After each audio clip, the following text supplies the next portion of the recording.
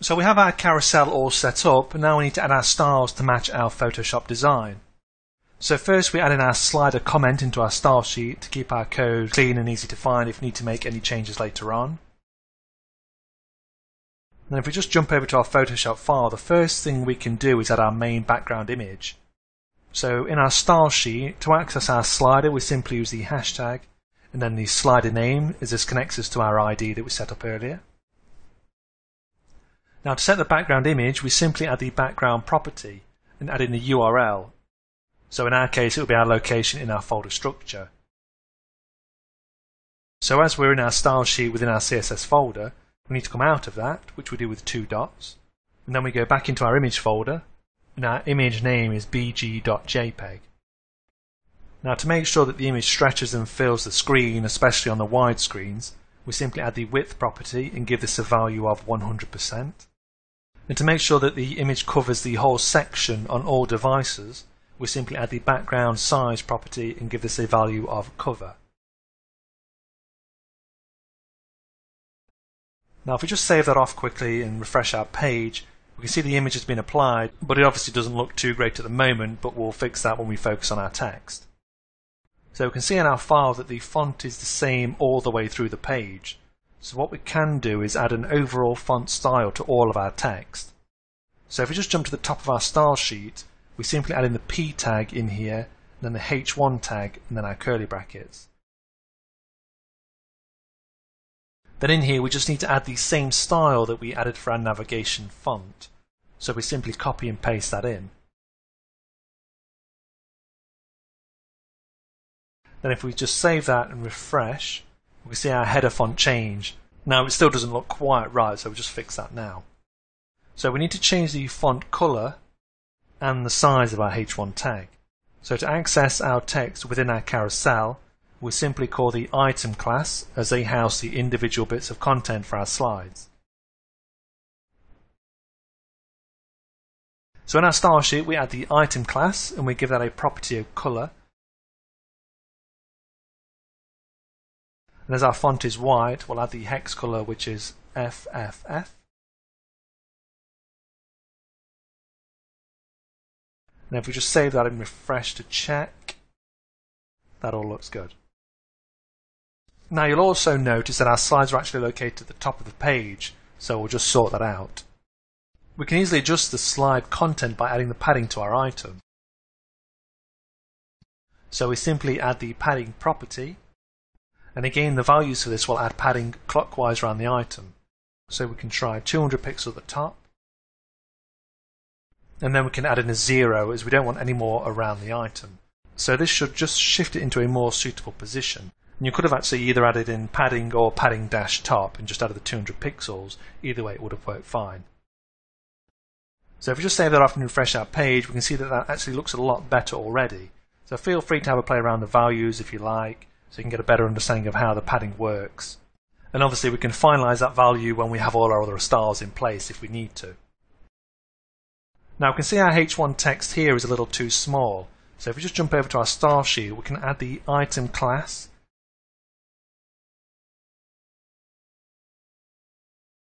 And then the H1 tag. Then we simply add the font size property and give that a value of 3 just to see how that looks.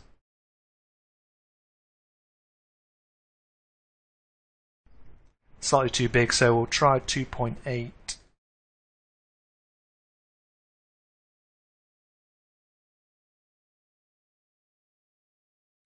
That looks about right. Now next we can style our indicators as they don't match what we have in our Photoshop design. So we can see that they need to be white rather than transparent, but also the gap between them is slightly larger than the default BootStrap carousel setting that we have. So first let's change our color.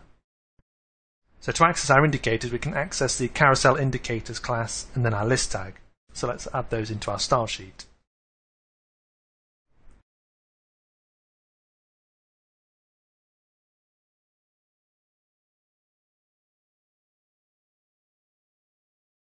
Then to change the color, we simply add the background-color property and give that a hex value of white.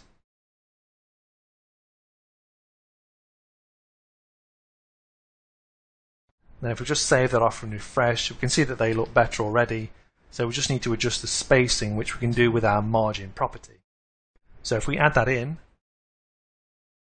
and we give this a value of 5 pixels, just save that off and refresh to see how it looks. That actually looks about right, apart from the active state, which needs to be a different colour, and we can sort that out now. So to access our active carousel state, we simply add in the carousel-indicator class, and then we give it the active state.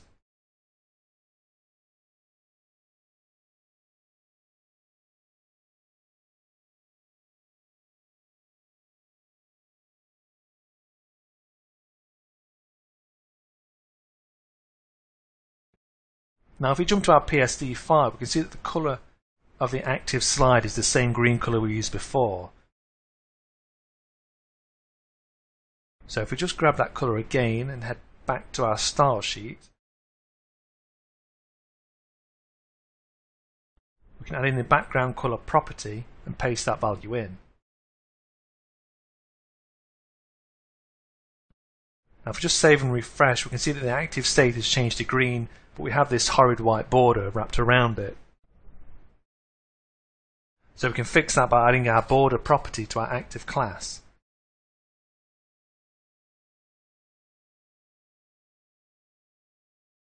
Then we can give this a thickness of 1 pixels, and then we add the design, so we'll have solid. And then we simply choose our colour, so we can copy and paste the value from above.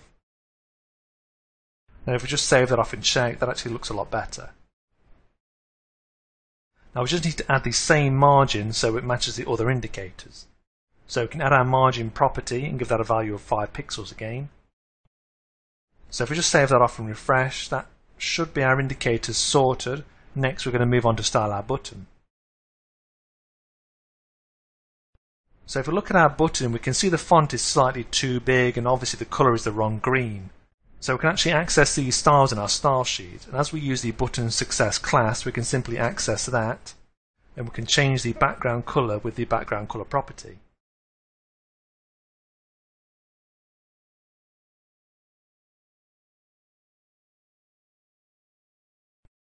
And as we want the same green again, we can simply copy and paste this colour in. And if we just save that off and refresh to check, we can see that there's another white border wrapped around the button. So again, we can add the border property and give that a same green colour value.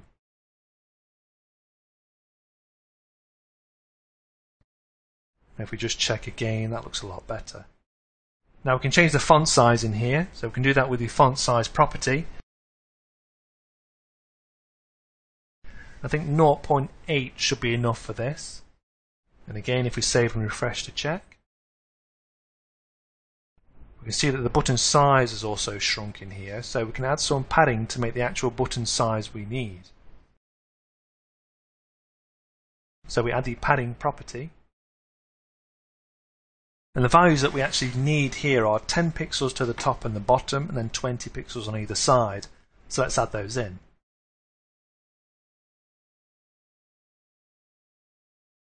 And again, if we just save and refresh, we can see that looks a lot better.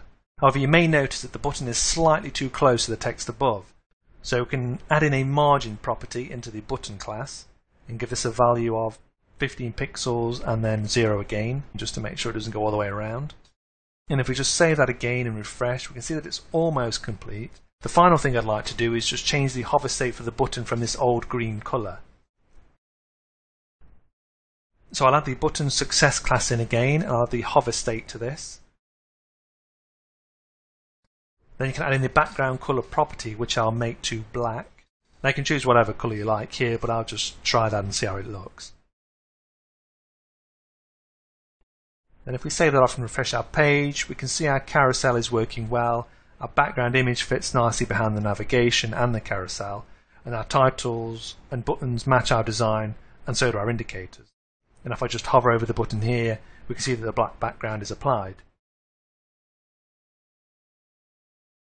And if we shrink this down, we can see it looks good on these smaller devices as well. However, if we test our toggle navigation, we can see our navigation options seem to get lost. So we can actually add a background to this section to make it readable. So if we head back into our media queries within the style sheet, we can add our background color property to the nav class that's already in here. So what we can do is add the background property in. However, this time we can add in the RGBA color and give this a value of black, which is 3 zeros.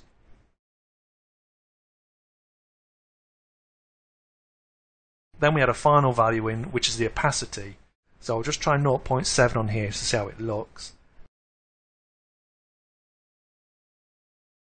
So if I just save that off and refresh, that actually looks quite nice, but obviously feel free to play around with the opacity if you need more or less, depending on which background image that you've actually used. But one thing is that the logo is a little too close to the toggle border here, so what we can do is just shift that up slightly. So in the logo class of the media queries, if we change this to 13 pixels and try that, still not quite right, let's try 10 pixels. Yeah, that looks a lot better. It just separates the logo from the navigation slightly.